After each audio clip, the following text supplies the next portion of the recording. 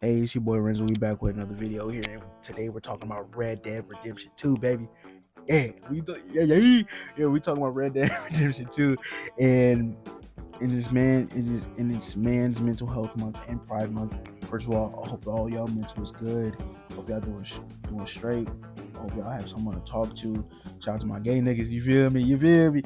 But yeah, we're here to talk about this game, and it's some of the best, if not the best game I've ever played, or story wise. Like, I really love the story of this game. It really left an impact on me. I really love it. But today I want to talk about some aspects I really enjoyed, some moments, some parts of the game that I really felt touched, really emotionally about it. You know what I mean? But yeah, this game, I mean, man.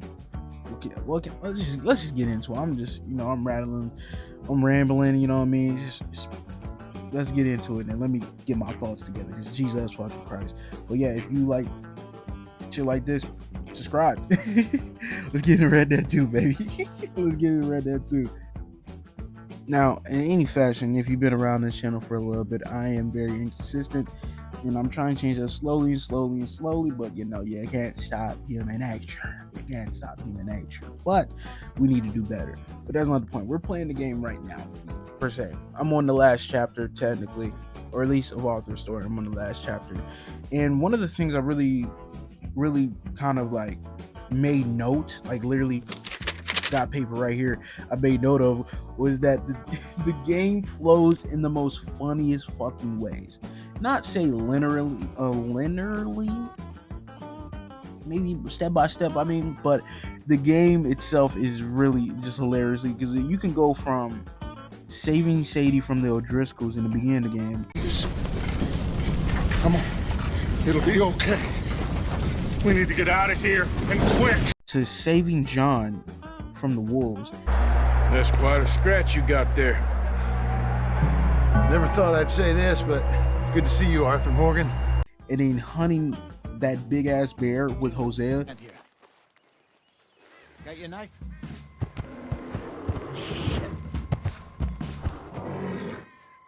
Easy.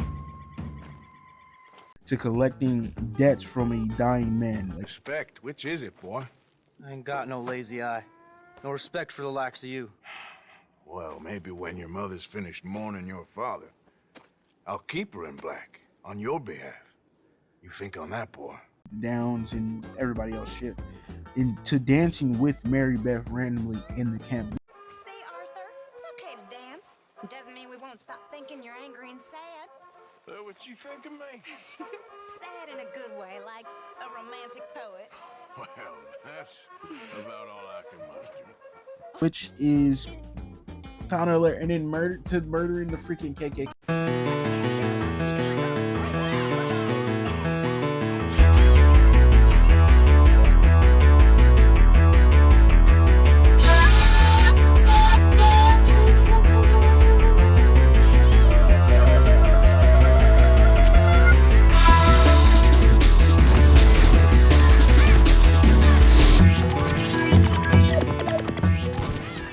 To goddamn playing dominoes with Tilly. You fancy a game of dominoes? Sure, why not? Robbing stagecoaches randomly.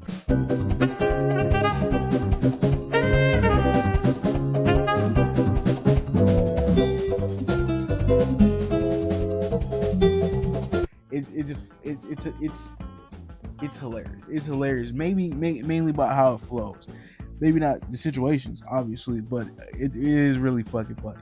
It's at least funny to me, because it's like, how do we just go do that and then go do something else, and then it just flows funny, it's honestly amazing. But the main aspect I want to really talk about today, or one of the aspects I really want to talk about today, besides that one, is the story between Mary and Arthur. Hello, Arthur. Mary? I heard you and your friends was around. Okay. Where's what's-his name? Died. A love story where two people that have major history with each other And, just they lived two completely different lives to the point where they were interlinked at one point, but different beliefs, different things they don't want to do, different things they can't leave. Like Arthur can't leave the gang, and it's just a whole bunch of things. At least not leave the gang in a bad state, because that's one of his main things that he was on John about too. But yeah, I want to talk about that, and let's get into it, y'all. Let's do it.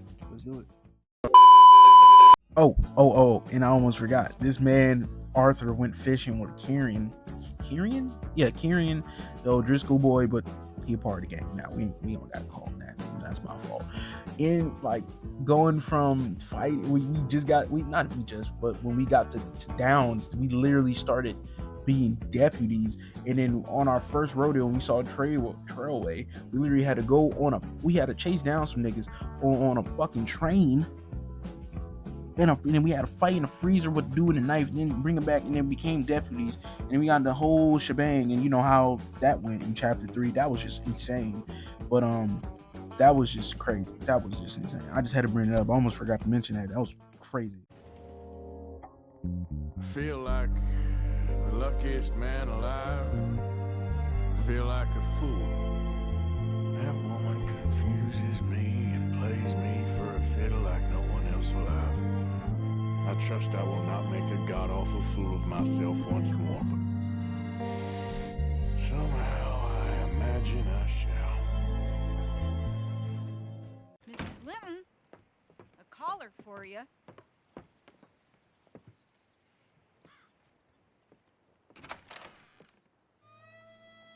Hello, Arthur. Mary?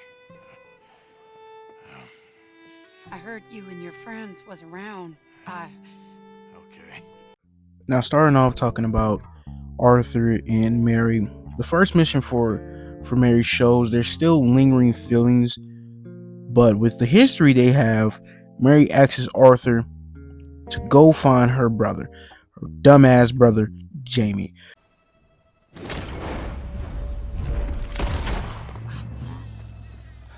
Now calm down. Let's go see your sister. Okay. Okay. I wouldn't call him dumb, but he's young. But before he leaves, he states this that really caught my eye, or caught my ear, per se. Check it out. Little Jamie's joined the Chelonians, that strange religious order. Good for him. They're quite mad, Arthur. They'll kill him. You're the only person he'd listen to. So, I'm too rough to marry into your family, but it's okay to ask me to help in saving your family. I'm sorry. But in Mary's defense, if we're going to be completely honest, the way that Arthur was moving when they were together, it wasn't the best situation. He is an outlaw. He is wanted constantly. He's running with Dutch. It's kind of hard to really live let's say a marriage through that. It's kind of hard because you every day you never know if you're going to make it back or you're not. You're putting your wife at risk, and a woman doesn't need that, or a man doesn't need that if you want a stable relationship. So you can't really blame per se her for that. But in all, Arthur does go after Jamie, even though Jamie is kind of a dumbass a little bit, but I wouldn't call him dumb. He's just young. And yeah, she gets her brother to go on their way. You'll never change. I know that.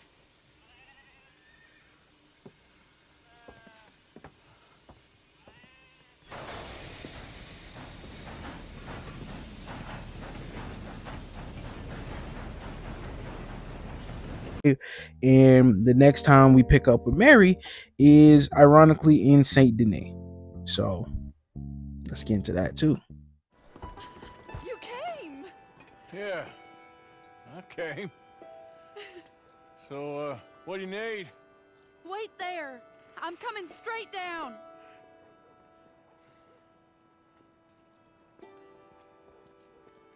We pick up with her in Saint Denis, where we have to help her figure out what's going on with her father, help her father, whatever the situation might be.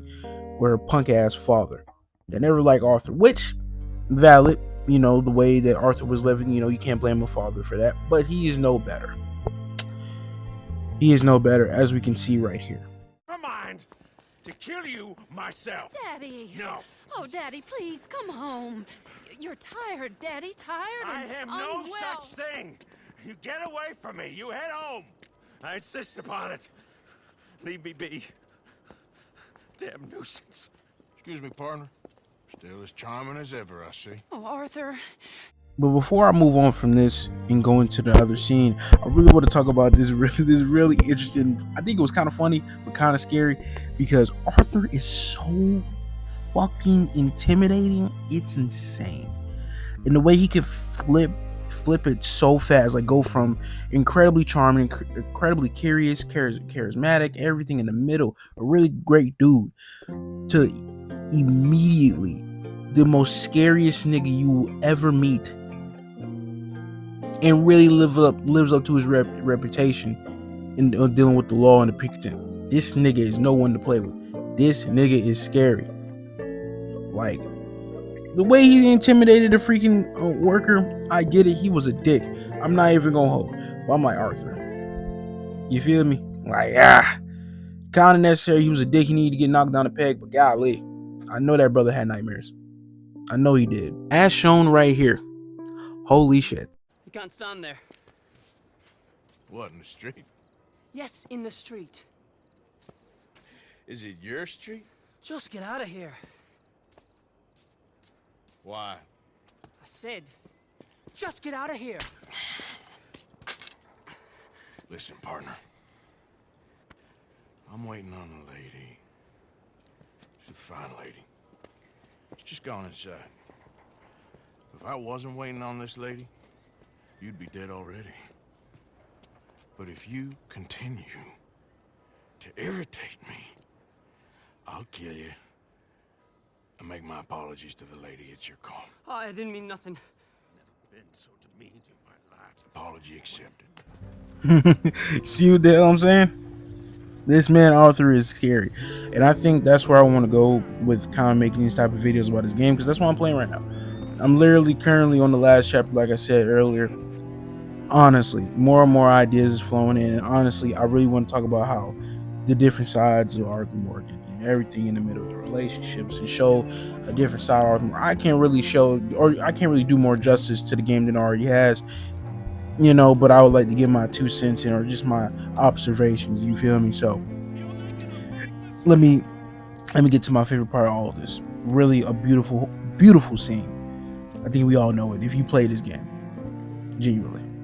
Now, after we've gotten her mother's stuff back from the loan shark, I think, the loan shark, and we finally got our stuff back. We're on the way back to Saint Denis, and now it's time for us to give her stuff, get on our way, say our goodbyes as usual, like we usually do, help her, and you know, she say, "Oh Arthur," you know, "Oh Arthur, oh Arthur," like motherfucker, like Mary, come on, but we do it anyways, and we help her in any type of factor as we can, because we love to see the story. We love this. We do it for the plot. We do it for the plot of the game.